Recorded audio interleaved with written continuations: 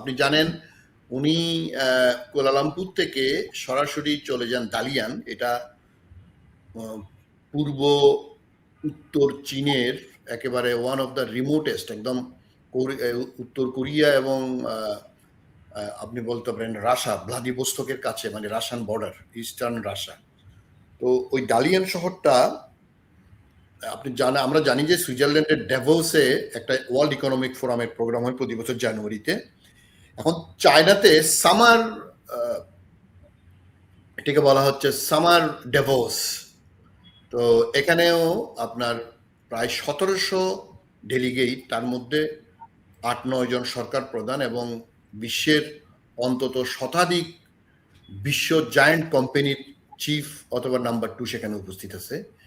এবং 23, 24, 25 এই 3 দিন ব্যাপী এই যে আপনার ওয়ার্ল্ড ইকোনমিক ফোরামের এই যে এশিয়ান ভার্সন বা ডালিয়ান ভার্সন যেটা হচ্ছে, সেখানে চীনের প্রধানমন্ত্রী এবং দক্ষিণ কোরিয়ার প্রধানমন্ত্রী সহ আমাদের প্রধানমন্ত্রীর যে মিটিং, সেখানে উনি একটা স্পিচ দিয়েছেন। এখানে আসলে যাওয়া গিয়ে আমি মনে করি উনি ভালোই করছেন, কারণ artificial intelligence, supply chain management এবং ওয়ার্ল্ডের যে আপডেটেড এবং আপগ্রেডেড আমাদের যে বিভিন্ন টেকনোলজি, প্রযুক্তি, সেগুলো সম্পর্কে আমাদের লোকজন জানতে পারবে এবং ওখান থেকে আমরা অনেক কিছু শিকার আছে। তো আপনি যে প্রসঙ্গটা উঠেছেন সেটা হচ্ছে ওনাদের যে বিখ্যাত পত্রিকা, সেখানে এডিটোরিয়ালে ভারতকে হুঁশিয়ারি উচ্চারণ করছে। আসলে এই প্রসঙ্গে আমরা আরো হয়তো পরে আলাপ করব। আজকে এই কথা বলতে চাই, ভারত নিজেদের পায়ে নিজেরা কুড়াল মারতেছে এবং মেরে যাচ্ছে। এটার মূল কারণ হলো ভারত নিজেকে যেই লেভেলে দেখতে চায় বা ভারত যেই লেভেলে গেছে বলে মনে করে, আসলে ভারত সেই লেভেলে যায় নাই। আপনার বডি যদি বিশাল সাইজের হয়, আপনার মস্তিষ্কে যদি কিছু না থাকে, সেই মস্তিষ্ক দিয়েও আপনি কিছু করতে পারবেন না। সেই আপনার বুদ্ধি যদি আপনি ব্যয় না করেন, এই যে আজকে ভারত 150 কোটি মানুষের দেশ এবং তাদের যে আজকে ইকোনমি 4 বা 5 নম্বর ইকোনমি বলা হচ্ছে size because of their population, right? কিন্তু আজকে তাদের জিডিপি কত, তাদের পার ক্যাপিটা কত, তাদের ইনোভেশন কি, তাদের ওয়ার্ল্ডের জিডিপির কত পার্ট তাদের, এই যে, এবং তারা যে দিন দিন পিছায় গেছে। যে চায়নার সাথে তাদের কম্পিটিশন ছিল 80-র দশকে, এখন তারা চায়না থেকে 1/4 বা 1/5 চলে গেছে। সেটা ইকোনমি বলেন, সেটা ওয়ার্ল্ড পাওয়ারে বলেন, সেটা ইনোভেশনে বলেন, ইভেন কি এডুকেশন, যেখানে বলেন, হেলথ। একজন গরিব এখন চায়নাতে নাই। ভারতের এখনো 30-35% below poverty line as per world bank আপনার রিপোর্ট। তাহলে ভারত যে আমাদের উপর নাক গলাতে চায়, ভাই তোমার নাক আমার এখানে গলানোর দরকার নাই তো। তুমি আমার প্রতিবেশী, তুমি নিজে নিজে আমাদেরকে দূরে চলে গেছো, আমি তোমাকে দূরে সরাই দিই নাই। তুমি আমাকে মুক্তিযুদ্ধে সহযোগিতা করছো বলে তুমি আমার দেশটা যে গ্রেপ করতে চাইছিলা, আমরা তো সেটা কোনোদিন টলারেট করবো না। তুমি মনে করছিলা এখানে শুধু কুকিল আছে, হাসিনার মতো কুকিল, মাফিয়া কুকিল।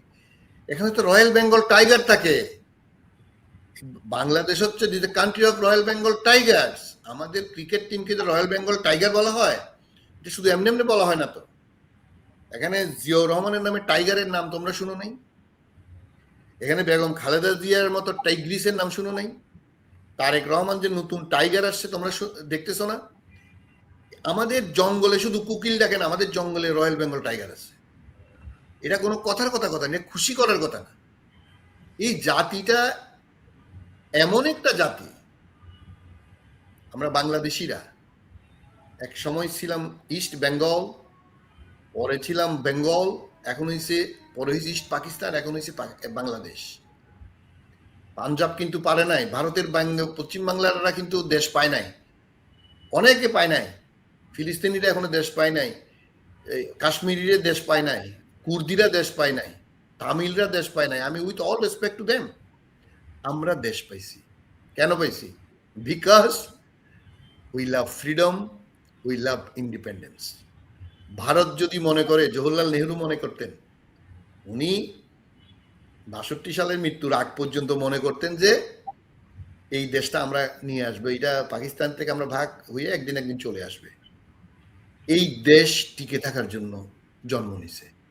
এই দেশ টিকে থাকবে ভারতের থেকে শ্রেষ্ঠ হয়ে। এবং বলছিল না সেই বিখ্যাত উক্তি, what Bengal's think today, India thinks it tomorrow.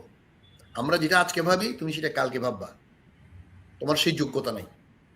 তো সুতরাং চীনের যে পত্রিকায় বলছে তার এডিটোরিয়ালে যে আমরা ভারতকে নিষেধ করতেছি তোমরা নাক গলায় না, আমরাও বলি ভাই you are my next door neighbour. তোমার সাথে আমার কথা আছে না যে জামাই স্পাউস বদলাই যায়, বউ বদলানো যায়, কিন্তু প্রতিবেশী বদলানো যায় না। আমি তোমাকে বদলাইতে পারবো না, তুমি আমাকে বদলাইতে পারবে না। তোমার স্বার্থ তুমি দেখবা, আমার স্বার্থ আমি দেখবো। দুজনের স্বার্থে দ্বন্দ্ব হলে come to the point, you should be logical. চোখে চোখ রেখে, মেরুদণ্ড সোজা রেখে তোমার সাথে আমি কথা বলবো। I am not a small country. তুমি যদি পৃথিবীর 1 বা 2 নম্বর দেশ পপুলেশনে, আমি পৃথিবীর 7ম বা 8ম বৃহত্তম দেশ। সো আমরা তোমাদের থেকে অ্যাডভান্স চিন্তা করি বলেই আমরা এক বেঙ্গল চাইছিল আমাদের নেতারা, আমাদের ফজলুল হক, আমাদের ভাসানী, আমাদের হোসেন শহীদ সরওয়ার্দিরা, আমাদের নেতারা। কিন্তু পশ্চাৎপদ এই যে পশ্চিম বাংলার সেই সময়ের নেতারা, তারা শুধুমাত্র ধর্মের ভিত্তিতে, পাকিস্তান ভাগ হইলেও আমরা বেঙ্গল চাই নাই, আমরা বেঙ্গল এক থাকতে চাইছিলাম। এটা পৃথিবীর সবচেয়ে সমৃদ্ধশালী দেশ হইতে পারত, 1 নম্বর দেশ হইতে পারত আজকে। যাই হোক, যেটা হয় নাই সেটা তোমাদের জন্য হয় নাই।